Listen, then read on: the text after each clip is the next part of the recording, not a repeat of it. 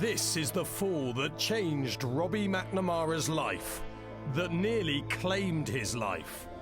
He was riding Bursleden at Wexford on April the 10th.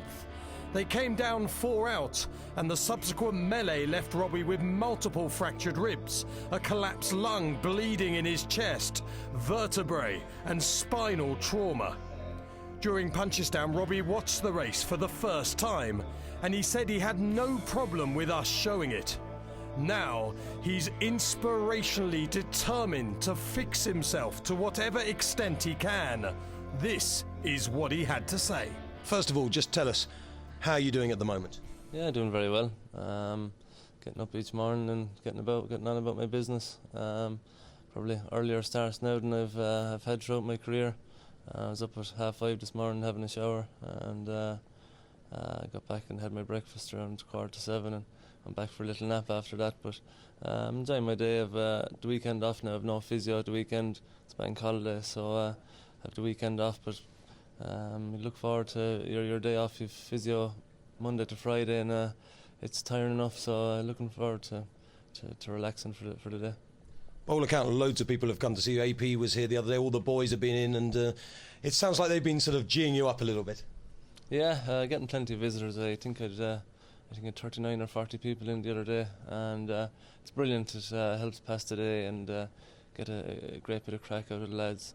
Let's turn up the clock back to just after 3:55 on the 10th of April. You're riding a horse called Bursleden, and you come down. From what I've read, you absolutely remember everything about that fall. Yeah, I remember every bit of it. Unfortunately, probably. I just went by the stands. I was in 3rd or 4th maybe, and he just hung a little off the bend.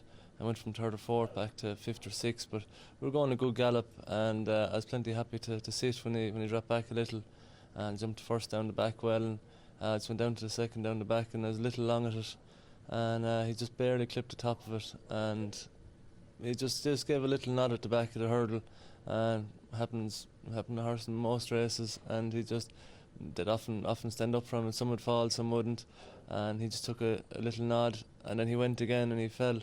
But it was going to be a soft fall, and I'd just about to brace myself for it. I was just about to slip my reins and pop off the side, and he, as soon as I'd even hit the ground, or just about as I'd hit the ground, felt like getting hit by a lorry from behind, and I don't know if it was the horse's head of the horses behind me, or he flipped over on top of me. I don't know, but it was the horse behind me came and flipped and landed on me, and I remember thinking to myself, just don't panic, because I was winded, but I was winded worse than normal, and I couldn't breathe at all, and I never panicked. I tried to move my legs. I knew straight away my legs were gone, and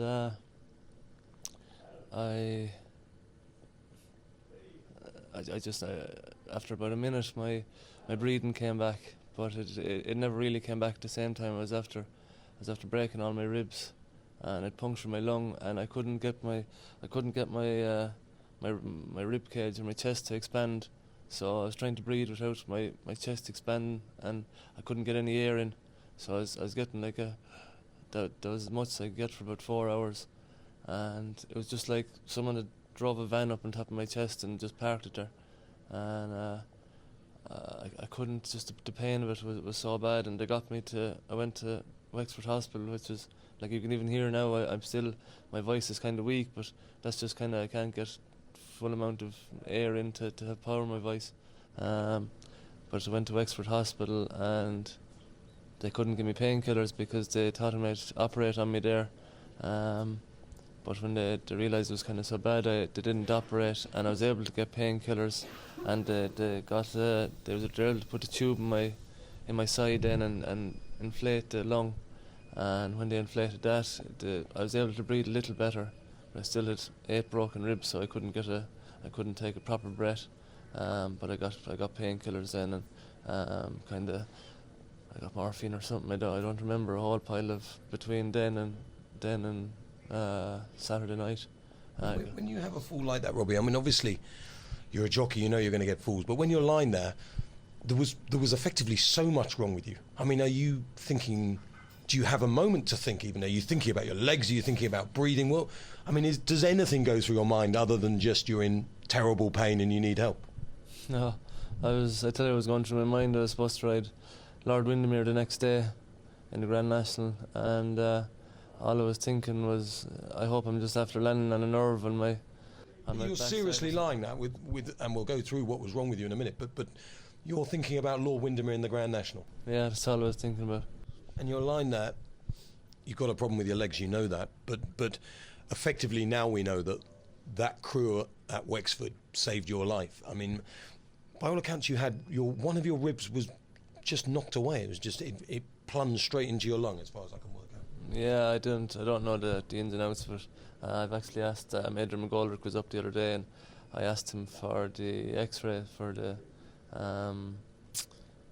whole lot of it. I think I get eight broken ribs and punctured lung, and I think there was so much blood in my stomach that my kidney, I think, ended up being pushed forward up by my belly button, and I just wanted to see the X-ray of it to see what it would show.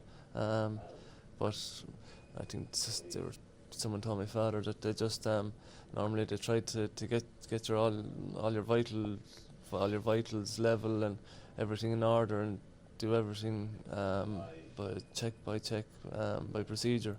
But I think they just kind of they just threw me together and threw me onto the board and straight in the ambulance. I think they just kind of rushed me there, rather than wasting time going through everything. And you know though that effectively you could have died that day, Robbie. I mean, it is effectively a miracle that you're sitting and talking like this.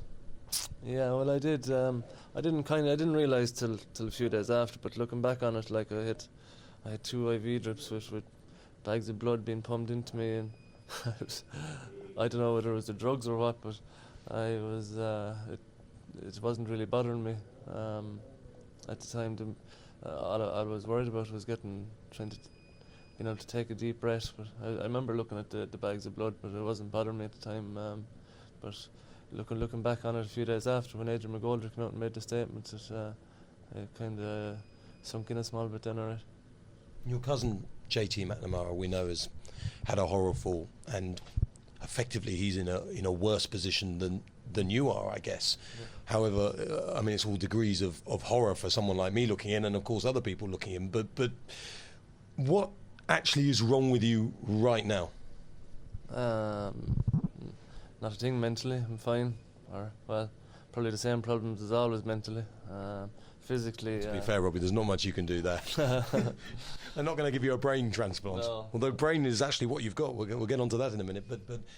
But physically, the ribs are healing. Physically, yeah, the ribs are healing. It's just the legs aren't. There's no movement in the legs from the waist down. I have from like everything. I can move around. I can do plenty myself. I can lift myself up in the bed.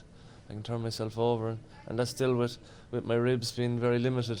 My back as well. They put two titanium rods down down along either side of my spine, and they just moved the muscles away from the spine, and that's I think that's the sorest of the whole lot. Robbie, being blunt, do you have to accept that you're paralysed from the waist down, or is that something you won't accept at this stage, and you say to yourself, you know, I'm going to fight this and it could change, or is it something you just have to accept? It's not either, and I'm getting on with it. If they come back, they come back. If they don't, they don't. There's nothing I can do about it. If they come back, it'll be brilliant. If they don't, it's not the end of the world. Still have plenty of use of my arms. I can use my body. My head's fine. I'm in a lot better position than an awful lot of people. Like John Thomas getting on with life. He's training horses at home. He's in work nearly every morning. He was in Punchestown yesterday, and but like I have a hugely different way of life than he has. He has carers with him 24/7, and he. You know, I can do nearly everything myself. I can't get out and walk, but I can get into the wheelchair myself. I can drive. I can wheel out at the end of the hall in a few weeks' time or a month's time. If nothing changes, I'll be able to wheel out and out to a car, drive get into a car, drive off, go do what I like. I can do 80% of things, and if it stays the way it is, I'll find some way to go playing golf, and I'll find some way to doing other things. It's not going to bother me, and if the feeling does come back, it'd be brilliant if I got the use back of him, but as I said, it's not the end of the world if it doesn't.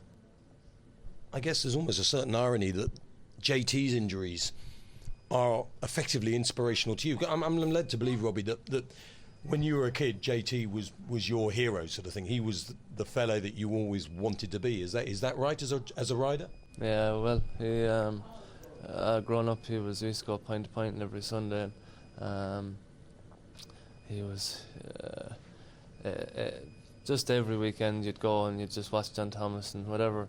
You remember going and you'd be standing outside the weigh tent and you'd be waiting. You'd have your race card and your biro and you'd be seeing what John Thomas is riding in the next race, and it was just what I did as a kid. And I remember later on he was getting in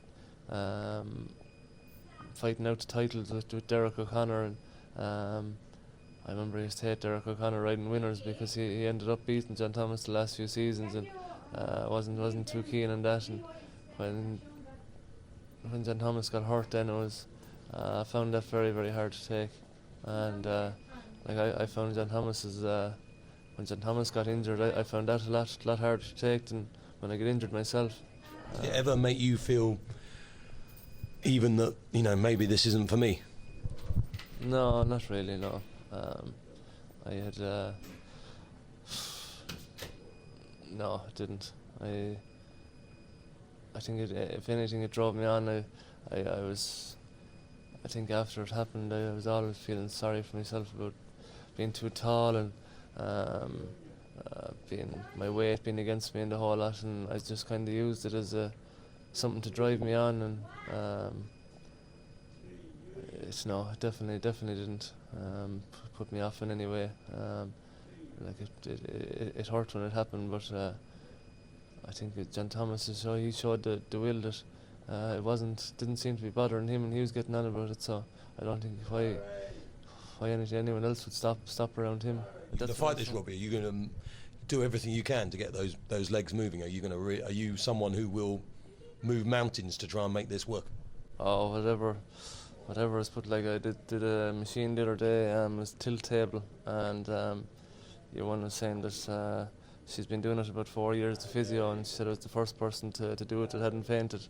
To finish it, you to go from 0 degrees up to 90 degrees on it, and she said most people get to about 40 degrees, and she said some try but they pass out or they faint and they get to about 50, and she was saying I was the first person to get the whole way without fainting on the first go. And what you're saying is you'll do anything to impress the nurses. Yeah, exactly. Yeah. But I'm going to. It's limited here. Whatever is here. There's nothing to test me here, but there's plenty to keep me occupied. I'm going to work as hard as I can, and if my body can get to a certain point, that's how far I'm going to get, because I'm going to work as hard as I can, and I'm going to get every ounce out of it. So I don't. If nothing happens, nothing happens. But I will get as far as I'm physically able to.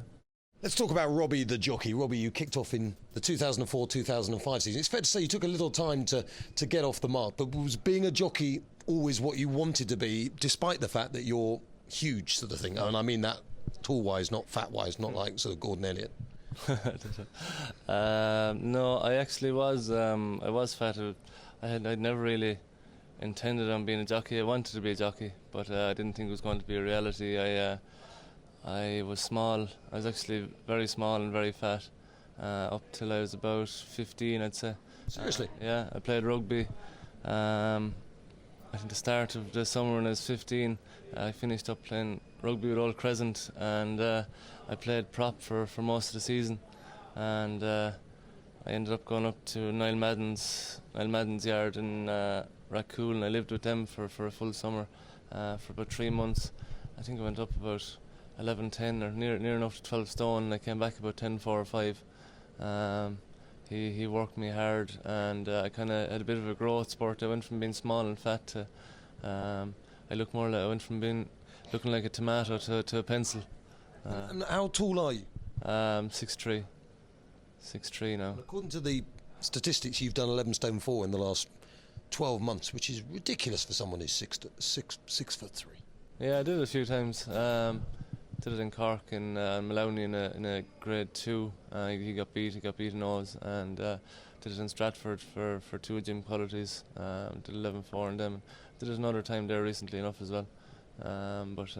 Yeah, 11.4 was kind of the lightest I could do. I'd do 11.7 comfortably, but kind of when you get below that, it would be takes a lot of work. And how did your association with Dermot Weld come along? I'd ridden for 1 season and got on alright. I'd maybe 2 seasons, but finished school. I think I finished school on the Tuesday, and my father had organised me to go for a summer, and I sat my last exam on the Tuesday, and I rode out in Dermot Wells on the Wednesday morning, and I was still there. 9.5 years later, I was still there, but it was the longest summer it ever was. But had a great career with him. Had an awful lot of winners, an awful lot of big winners, and couldn't have asked for a better boss. What is Weld really like? Because, I have a sort of relationship with Dermot where he just takes the mickey out of me most of the time, as far as I can see. That relationship with most people. Well, he does talk to me, but what's he like at home? I mean, he obviously is a genius. Yeah, very, very. Well, I find him very, very straightforward. You just get on about your business. Everything runs nice and smoothly. There's no roaring and shouting. Everything's nice and calm and collected. You take your time. You do everything right.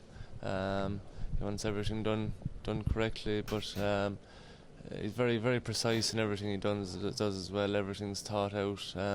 Nothing happens by chance. He's just very, very.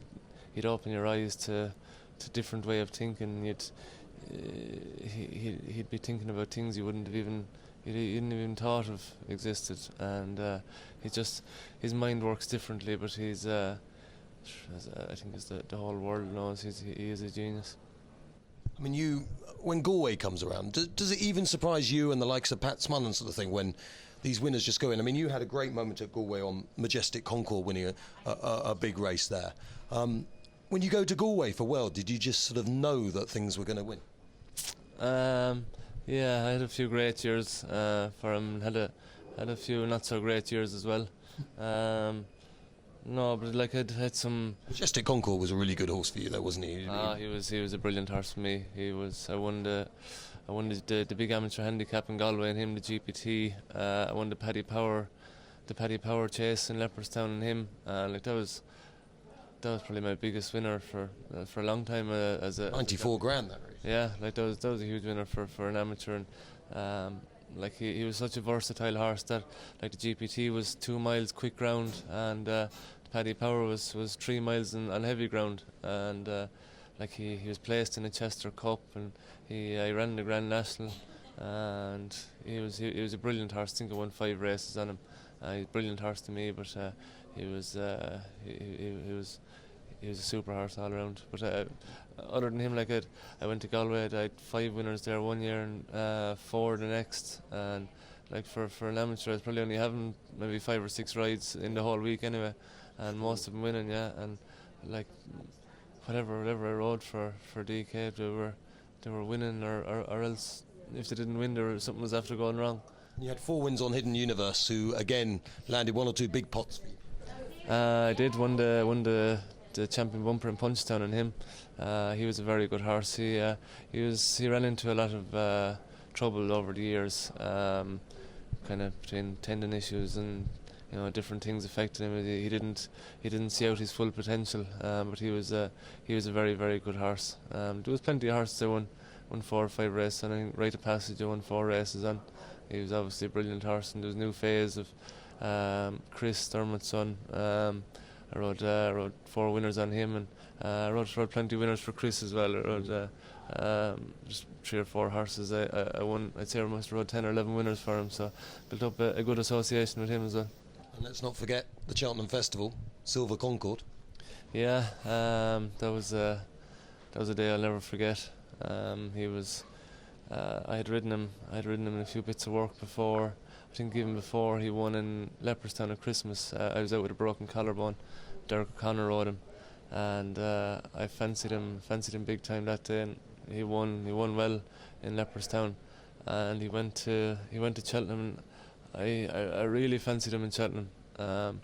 I thought that if he stayed in Cheltenham, I felt that he'd win, because he had at the time he'd so many gears, and he'd run he was like a second season novice. He'd ran the year before, and he'd got beaten, had a little a few niggling issues, and like DK is so good at, he put him away and gave him time and brought him back, and like he never rushed him, gave him time, and he brought him back and won the Chapman bumper with him, and he was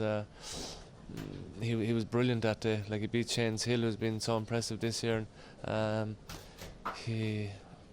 I remember coming down the hill, and Ruby was in front of me, and he had just slipped on a length or two, turned into the straight, and Tony McCoy was kind of a half a length in front of me, but he was out a little, and I had to go for a gap. I wasn't going up his inside, I was there already, but I just had to give Michael a squeeze to make sure and held my position, and when I gave him the squeeze, he just came alive underneath me.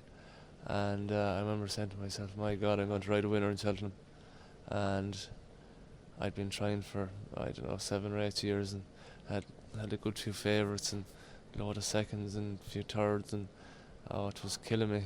And I'll never forget that feeling. And I nearly fell off and going by the line. I was celebrating so hard, I got overexcited and nearly fell off him. But that was a beautiful moment, crossing the line. And I pulled up. Barry Garrity gave me a hug. He nearly pulled me off the side of the horse, but it was a lovely moment.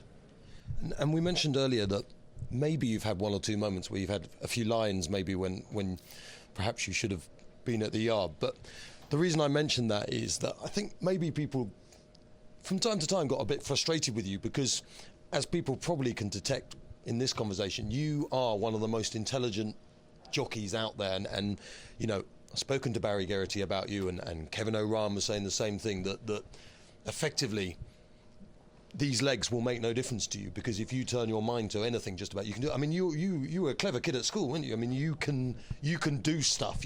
You're not just a jockey, for want of a better phrase. No, I got on well enough in school. But you're clever, Robbie. Yeah, I think I remember I didn't want to go to college. I was kind of getting on okay with the riding, and I put down 3 or 4 things in my CAO that I wouldn't get the points for, so my mother wouldn't make me go to college, and I ended up getting the Open to my Leaving Cert results, and I'd got the points for the whole lot of them, and I got more points than most people, and they were all delighted with theirs, and I was disgusted with mine. I was after getting too many points. So even when you were trying to lose, you won. Yeah. But I did well in school, and sure, it's grand. I didn't want to do it at the time. My mother made me, but like if I want to go down that route, it's brilliant to have something to fall back on. But I mean, if you wanted to go and get an office job, for instance, you could do an office job, is what I'm saying. It's like, look, we all hope you walk out of this place one day or walk wherever, but if you don't, you can do stuff. It's not desperate like it might be for a lad who can only ride and that's all he can do. Yeah, no. I'll have no problem whatsoever getting on in the future. You got any thoughts of what you'd even turn your mind to? The things that interest you? Well, I want to go training horses. That's what I think people know that for a long time. I said about 3 years ago that if I had a choice of training horses or riding horses, I'd give up riding in the morning. I'm much more interested in that side of it. I've been working in Dermot Wells for the last 9 years, and I've paid attention inside there. If you get an opportunity like that, you don't leave something like that slip by. And I've really been really clued in that way and watching the goings on, and I think I picked up a lot of experience in that way. And I really think I try and think differently, outside the box a little, and I'd be hoping if I gave it a go that I'd give it one go, and I think I do it for maybe a year and a half or 2 years, and if I haven't made a good go at it, I'd pull the plug on it. But I'd be very disappointed if I hadn't, after 2 years, that I'd made a name for myself. So if there is a rich fella or a rich lady even, might suit you, out there who wants to have a horse, you know, and they're watching this and they're thinking, you know what, when that guy's ready, I'd like to send him a horse, all they've got to do is ring you. Yeah, I'd love to. Well, I'm not going to. It's not going to be in the next fortnight or anything like that. But I think as soon as I get my bearings right, and whether I'm full use of my legs or not, that's what I'm going to be doing. And I think once the time is right, and it's not going to be in the too distant future, I'm going to get cracking with that. And I'd be hoping there's some people out there that would support me if when I do go down that route.